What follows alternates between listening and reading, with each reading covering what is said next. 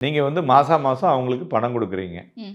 So அவங்களுக்கு வந்து ஒரு ஒரு டோட்டலாக ஒரு அமௌண்ட் சப்போஸ் நீங்கள் வந்து ஒரு மாதம் 10,000 வச்சுங்களேன். ஓகே. நீங்கள் வந்து கிட்டத்தட்ட ஒரு 1,10,000 அந்த நகை கடைக்கு கொடுக்குறீங்க. 11 மந்த்ஸ். ஸோ அது மாதிரி கொடுக்கும்போது அவங்களுக்கு என்ன ஆகுதுன்னா, கேஷ் ஃப்ளோ அவங்களுக்கு வந்து மந்த்லி கேஷ் ஃப்ளோ கிடைக்குது.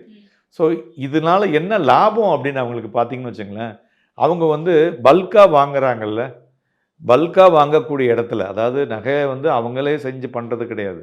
எல்லாரும் வந்து பாம்பேலையும் சரி, சூரத்தில், ராஜ்கோட்டில் அங்கேருந்து தான் வாங்குறாங்க.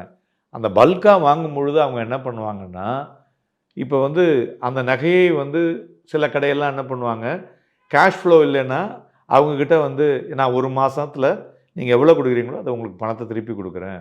அந்த 1 மாதத்துக்கு அவங்க வந்து ஒரு ஒரு இன்ட்ரெஸ்ட் மாரி போட்டுட்டு இருந்தாங்க.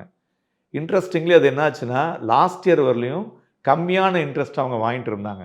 ஆனால் இப்போ அவங்க என்ன பண்ணிட்டாங்க, அதேமாரி உள்ளத்துக்கு அவங்க இன்க்ரீஸ், அதாவது 3%லேருந்து கிட்டத்தட்ட 12% இன்க்ரீஸ் பண்ணிட்டாங்க.